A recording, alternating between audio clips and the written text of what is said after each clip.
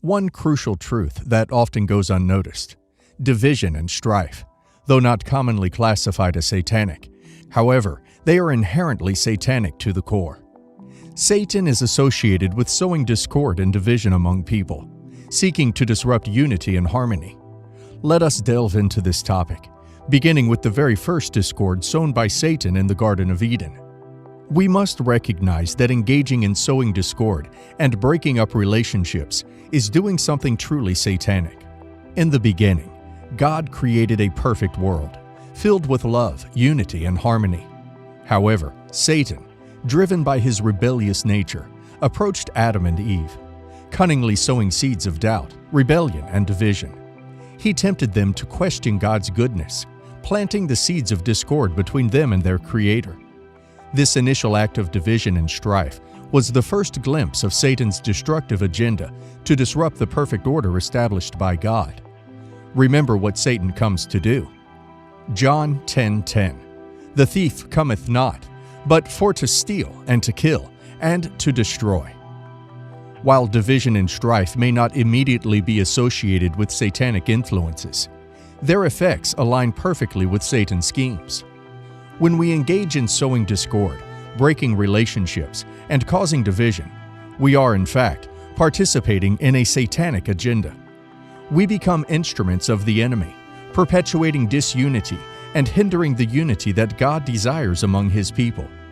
One of the ways in which Satan sows discord among believers today is through denominational differences.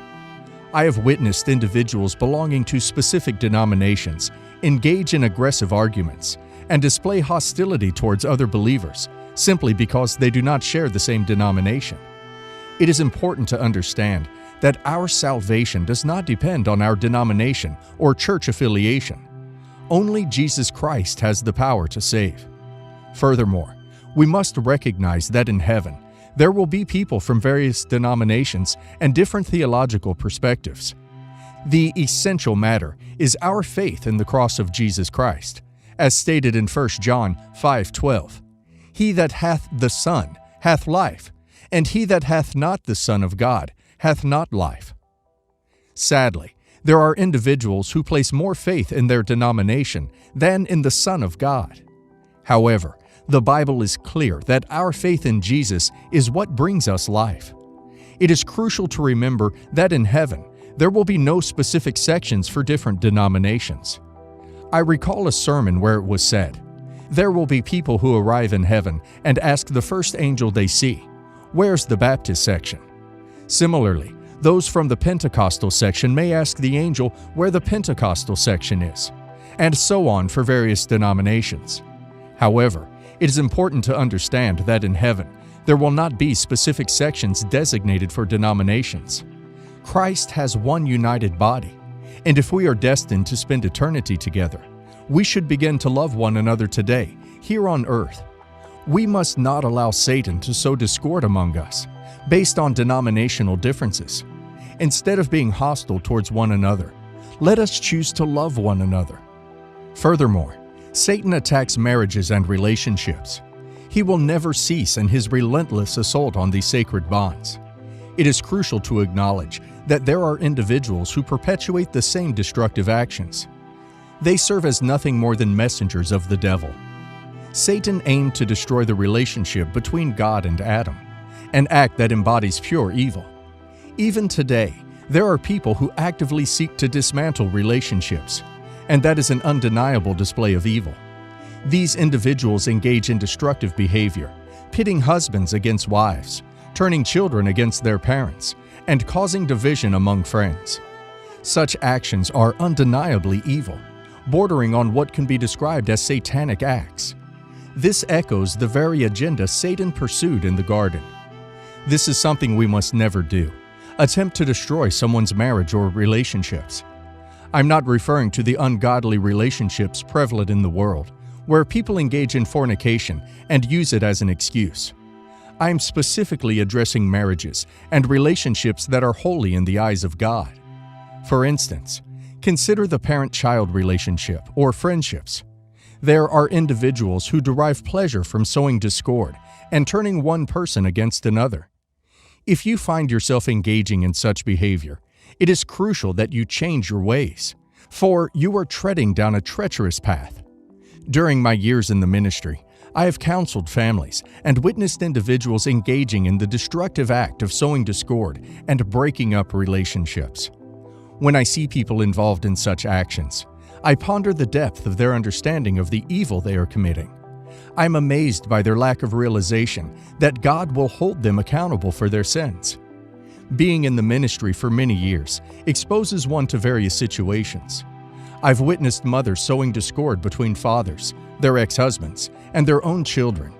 I've seen divorcees where, instead of seeking resolution for the sake of the children, individuals weaponize their children to inflict pain upon their former partners.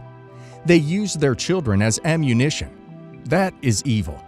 It is essential to remember that children need both their parents, their mother and their father. We must refuse to be individuals who destroy relationships, for such actions are undeniably evil. Throughout my years in the ministry, I have observed people interfering in the marriages of others, deliberately sowing discord. I've witnessed parents meddling in their children's relationships, with both the parents and child joining forces against the spouse, ganging up against the spouse.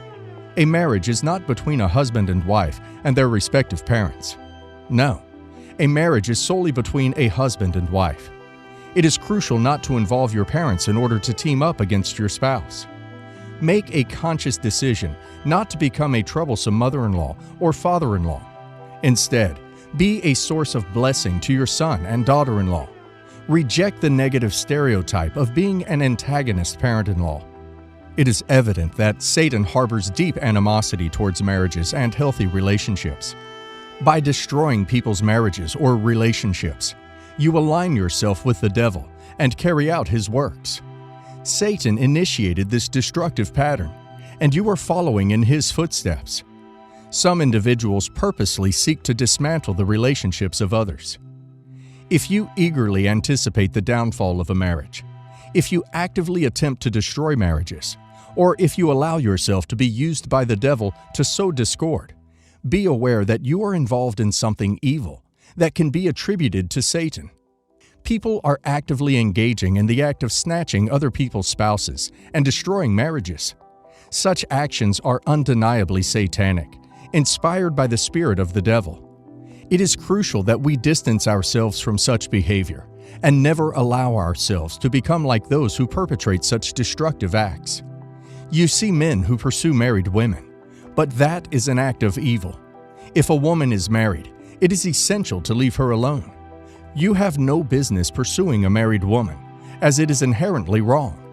Similarly, you see women who chase after married men, and that too is an act of evil. If a man is married, it is imperative to leave him alone. Some people go out of their way to become a secret lover, hoping that one day the married man will abandon his family for them. But pursuing a married man is morally wrong.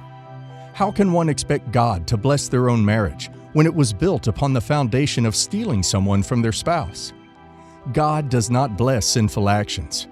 Is that the kind of foundation anyone should desire for their marriage? It is not wise to plan and execute the breakup of a marriage, only to walk down the aisle with the person you stole from someone else. The truth is, if someone left their spouse for you, there is a significant chance they will do the same to you in the future. There is no good that can come from chasing after a married person. It doesn't matter if they spoke to you first. If they are married, leave them alone. Not only marriages, but in churches there are those who enjoy sowing discord. They like drama. They enjoy turning one child of God against another.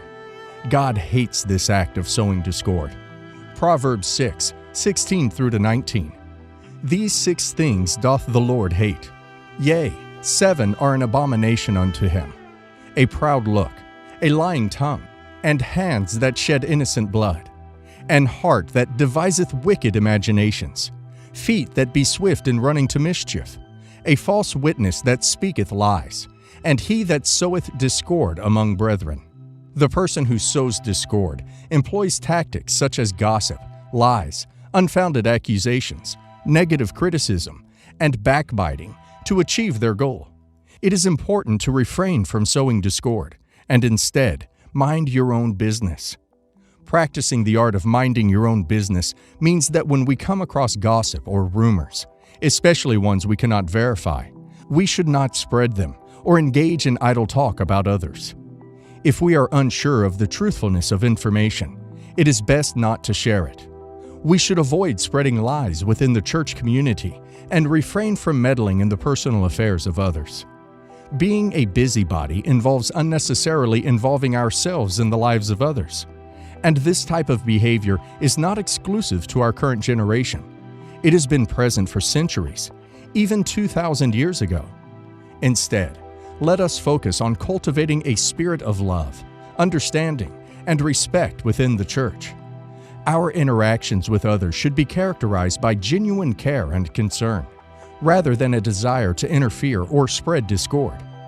By practicing discretion, refraining from spreading rumors, and respecting the privacy of others, we contribute to a healthy and harmonious church community. 1 Timothy 5:13. And withal they learn to be idle, wandering about from house to house, and not only idle, but tattlers also, and busybodies, speaking things which they ought not. Breaking up relationships is evil, and it is something we should not be involved in. Hebrews 12:14. Follow peace with all men, and holiness, without which no man shall see the Lord.